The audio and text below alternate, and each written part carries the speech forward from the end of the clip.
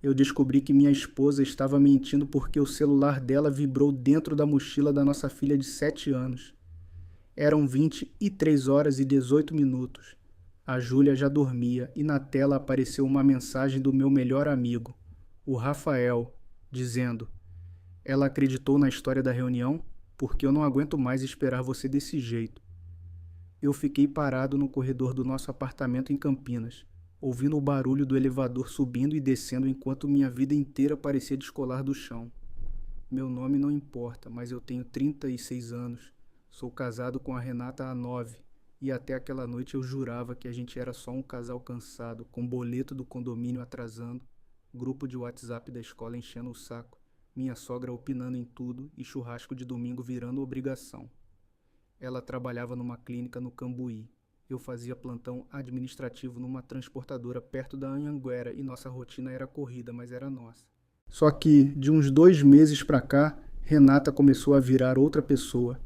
Escondia o celular quando eu chegava perto, botava senha nova, dizia que era por causa de fofoca de paciente, saía pra resolver coisa da mãe e voltava cheirando a perfume forte, desses que ela nunca usava comigo. Quando eu perguntava, ela me olhava como se eu fosse um homem pequeno.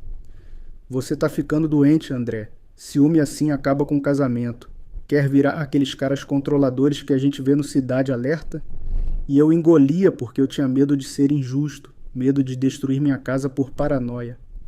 Naquela mesma noite ela tinha saído dizendo que ia levar um Pix para a mãe dela porque o cartão da dona Célia tinha bloqueado no mercado. Eu até ofereci carona. Ela riu seco e disse: não preciso de motorista, preciso de paz. Só que a mãe dela me mandou áudio às 22h40 perguntando se a Renata já tinha melhorado da dor de cabeça porque ela nem tinha ido lá. Eu peguei o celular da mochila da Júlia com a mão tremendo.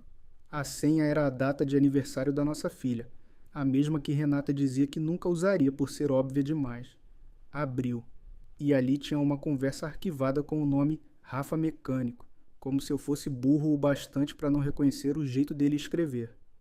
Tinha mensagem apagada, figurinha, localização compartilhada perto de um motel na Dom Pedro e uma foto desfocada do painel do carro dele com a pulseirinha que eu dei para Renata pendurada no câmbio. Eu sentei no chão da cozinha sem ar. O pior não era só ela, era ele. Rafael foi padrinho do meu casamento, carregou minha filha no colo quando ela nasceu. Tomou cerveja comigo na varanda enquanto eu desabafava que minha mulher estava distante. E enquanto eu falava, ele já sabia. Talvez risse de mim depois. Então a porta abriu. Renata entrou devagar, tirando a sandália na ponta dos pés e congelou quando viu o celular na minha mão. Eu perguntei só uma coisa. Você estava com ele? Ela ficou branca por meio segundo, depois sorriu como se eu tivesse cometido o erro e disse: você invadiu minha privacidade. Foi quando o celular vibrou de novo. Era uma mensagem de áudio do Rafael. E antes que ela arrancasse da minha mão, eu apertei play.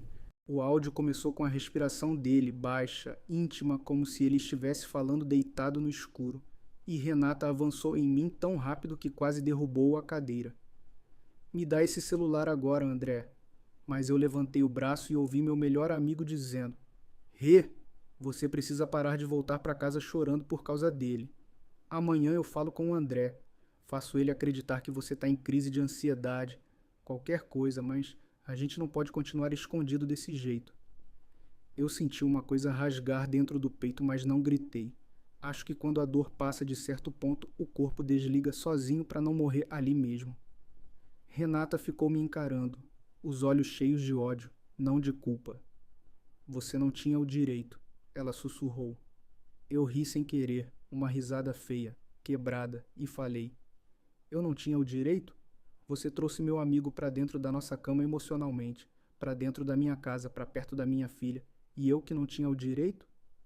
Ela cruzou os braços, aquele gesto de defesa que eu conhecia bem, e disse: para de fazer cena, Júlia tá dormindo.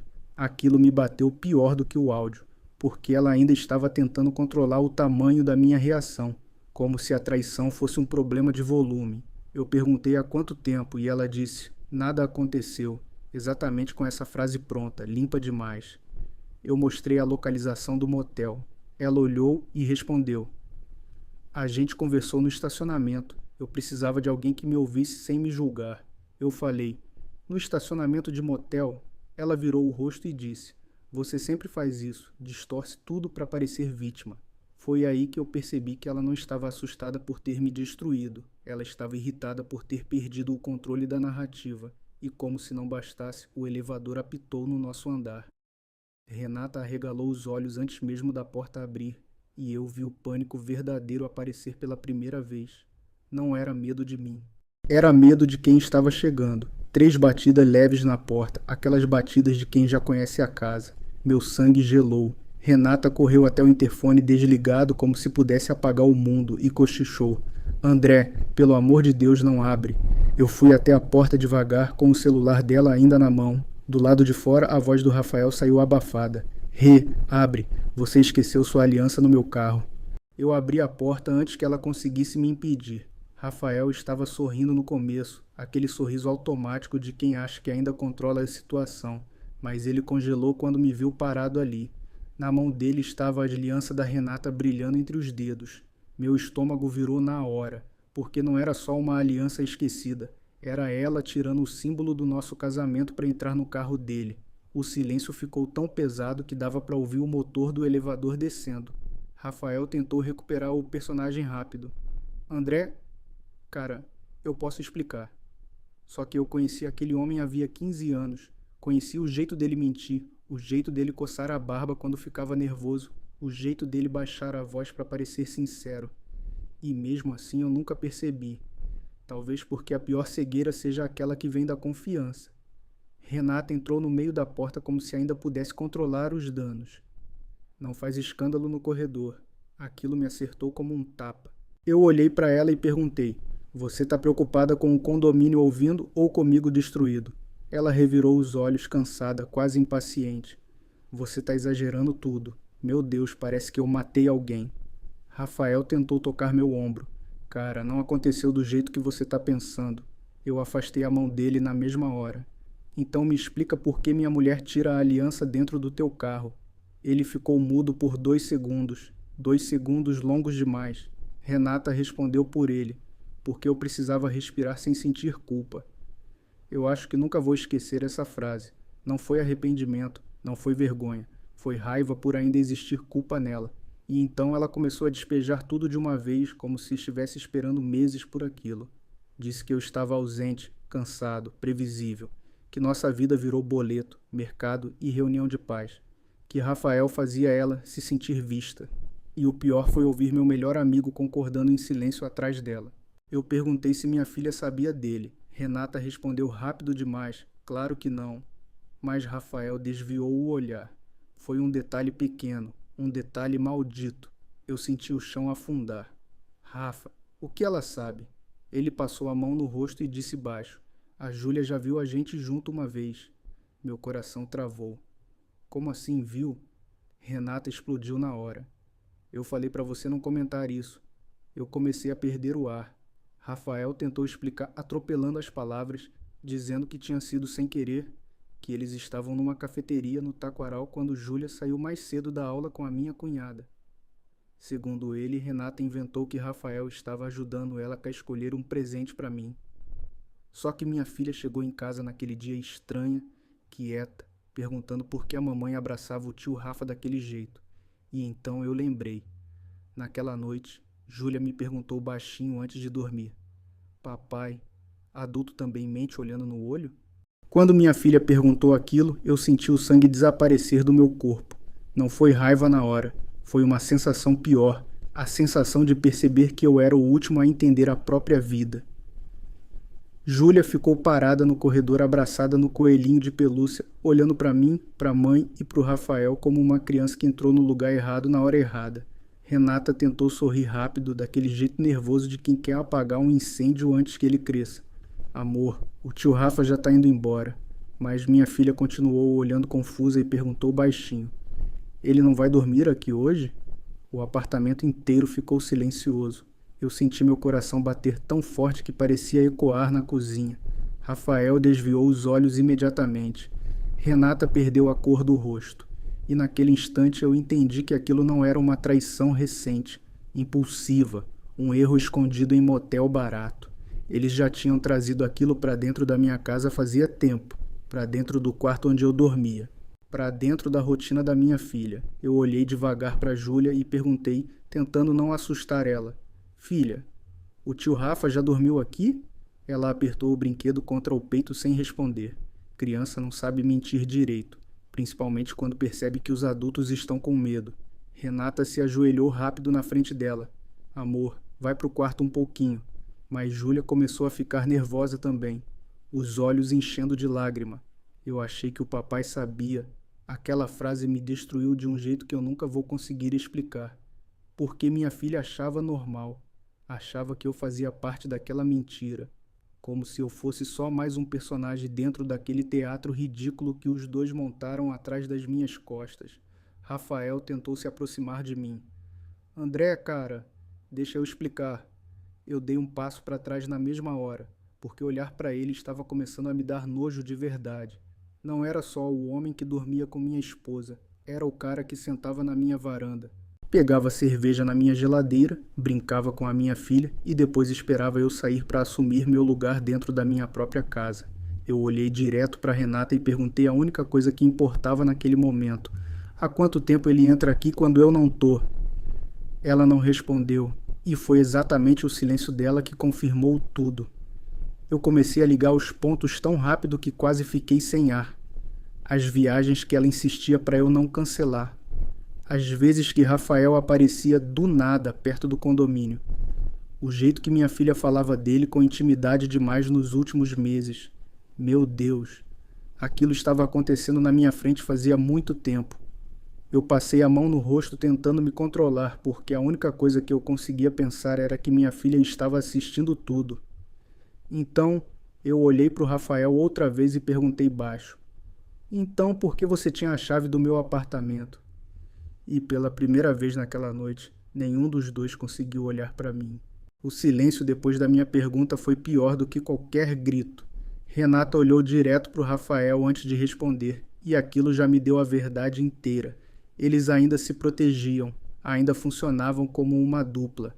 Finalmente ela respirou fundo e disse: Eu dei uma cópia para ele porque às vezes precisava buscar umas encomendas para mim. Eu fiquei encarando ela sem acreditar. Encomenda? Minha voz saiu rouca. Você deu a chave da nossa casa para o meu melhor amigo e acha que encomenda explica isso? Júlia continuava chorando baixinho no corredor. Aquilo me matava por dentro. Minha filha assistindo o casamento dos pais morrer ao vivo enquanto os dois tentavam montar mentira em cima de mentira. Rafael tentou se aproximar dela, talvez por reflexo, talvez porque já estava acostumado demais à minha casa, mas eu entrei na frente na mesma hora. Não chega perto dela. Ele levantou as mãos, nervoso. Cara, calma. Eu explodi. Não me chama de cara. Renata perdeu a paciência ali. O rosto dela endureceu de um jeito que eu nunca tinha visto. Chega desse teatro, André. Você quer saber a verdade? Então escuta. Eu estava infeliz fazia anos. Eu respondi sem pensar.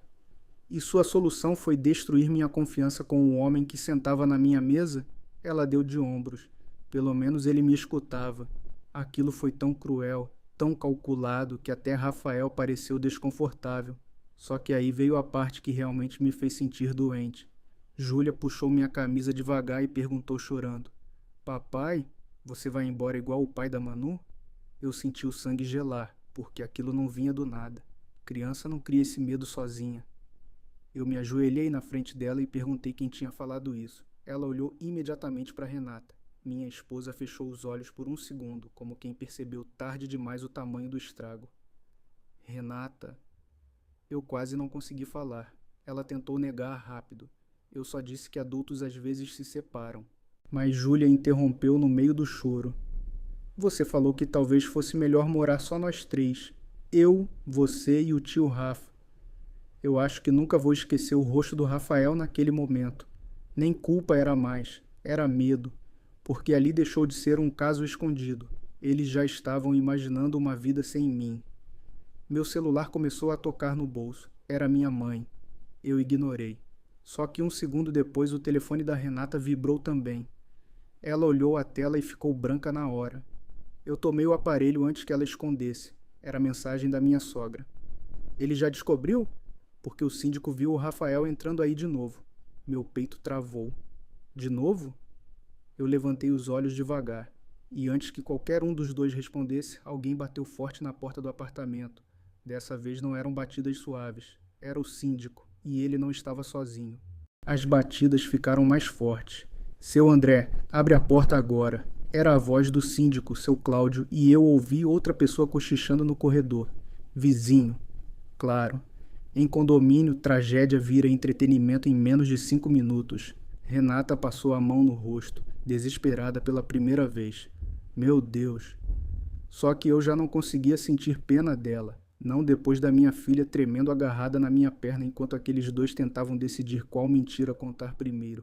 Abri a porta. Seu Cláudio estava vermelho, suando, e atrás dele tinha a Márcia do 1402, aquela mulher que vive espionando a vida alheia pela janela da lavanderia. O síndico olhou para Rafael e soltou na hora. Então era você mesmo.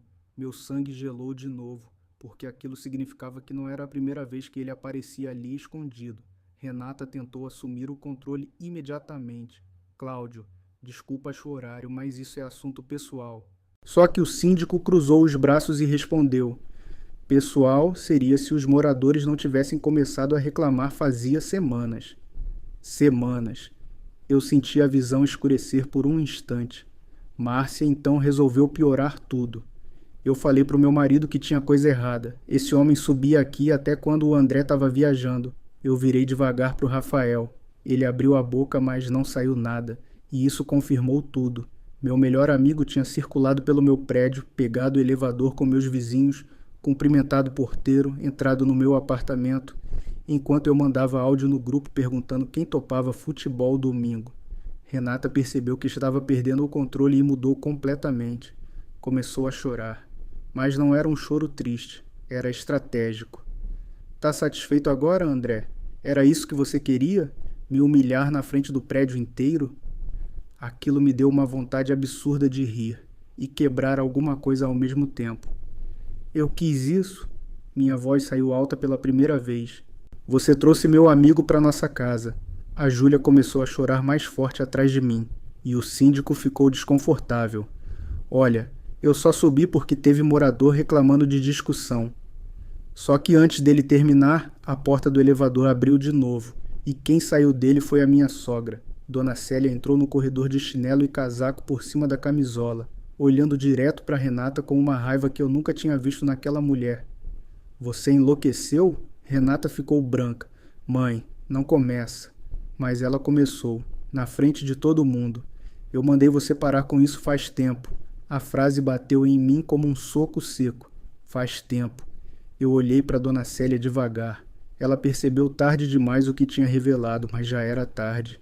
Minha sogra sabia. Talvez soubesse de tudo. Talvez tivesse encoberto tudo. Renata praticamente empurrou a mãe para dentro do apartamento. Cala a boca. Só que Dona Célia explodiu também. Não manda eu calar a boca agora. Você arrastou sua filha para essa sujeira. Fez a menina mentir pro pai.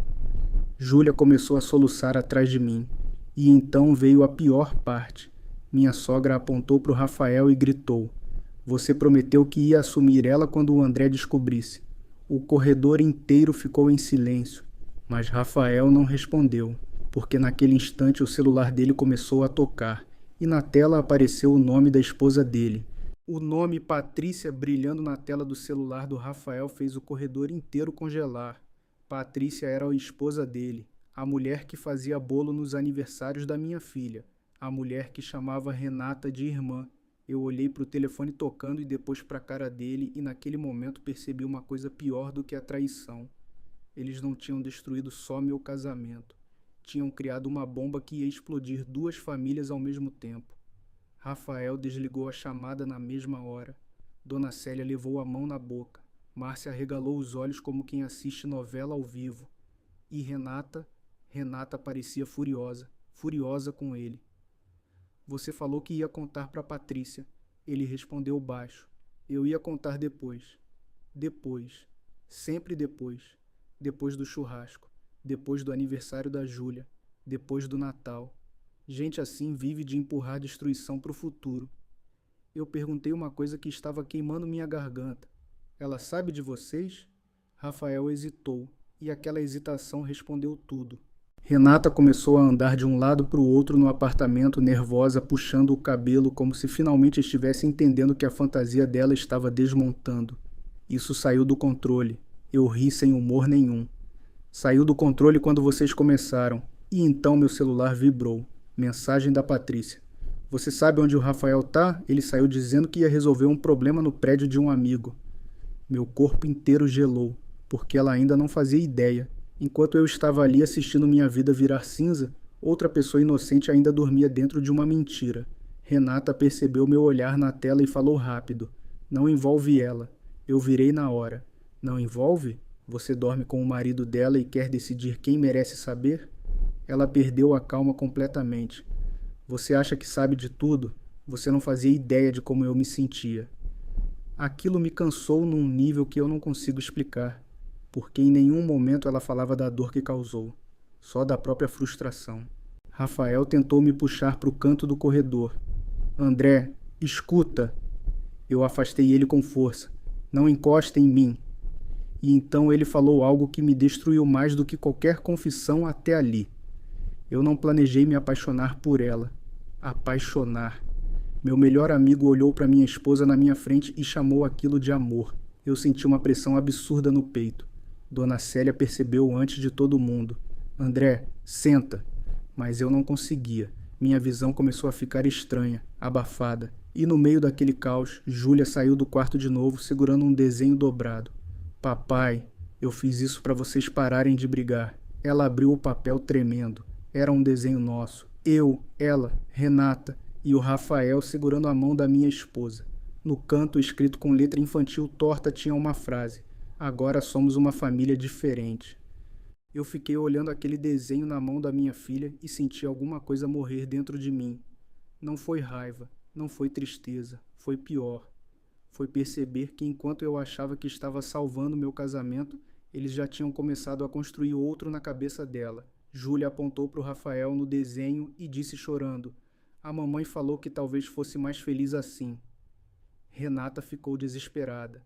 Filha, não foi isso que eu quis dizer. Mas criança não inventa frase desse jeito. Criança repete o que ouviu. Eu me ajoelhei devagar na frente da minha filha e tentei segurar o choro. Quem falou que a gente ia virar uma família diferente? Júlia olhou primeiro para a mãe, depois para o Rafael. E o silêncio dos dois respondeu antes da boca deles. Eu levantei tão rápido que a folha caiu no chão. Rafael tentou falar comigo de novo, mas eu já não ouvia direito. Meu peito queimava. Dona Célia mandou Renata calar a boca, o síndico puxou a vizinha para o corredor. E mesmo com aquele monte de gente ali, eu nunca me senti tão sozinho. Porque tudo fazia sentido agora. As viagens estranhas, os plantões que não existiam, o perfume, o celular escondido. Eles não estavam só vivendo um caso, eles estavam treinando minha substituição dentro da minha própria casa. E então veio a última facada. Júlia enxugou o rosto e perguntou baixinho. Papai, você vai embora hoje? Eu congelei. Por que eu iria embora? Ela respondeu entre soluços. Porque eu ouvi a mamãe falando que o apartamento ia ficar mais leve sem você bravo o tempo todo. Eu virei para Renata tão devagar que ela começou a chorar antes mesmo de eu abrir a boca. Você já estava preparando ela para eu sair. Renata tentou segurar meu braço. André, eu estava confusa. Eu puxei o braço de volta. Não, confuso sou eu, que passei meses dormindo ao lado de alguém que já tinha me apagado da própria vida. Rafael finalmente perdeu a pose de homem calmo. Chega, Renata, fala a verdade toda. Ela arregalou os olhos para ele. Cala a boca, mas ele continuou, talvez porque percebeu que não existia mais volta. Ela ia pedir separação depois do aniversário da Júlia. Meu corpo travou inteiro. O aniversário era dali 3 semanas. Eles já tinham data. Dona Célia começou a chorar no sofá. Eu falei que isso ia destruir todo mundo. Só que ninguém ouviu ela antes. Talvez porque traição assim não começa no motel. Começa quando as pessoas percebem que conseguem mentir sem consequência. Eu olhei para o Rafael uma última vez e perguntei: desde quando vocês estão juntos de verdade? Ele demorou para responder. Demorou porque sabia que aquilo mudaria tudo. Então falou baixo. Desde a noite do seu casamento civil.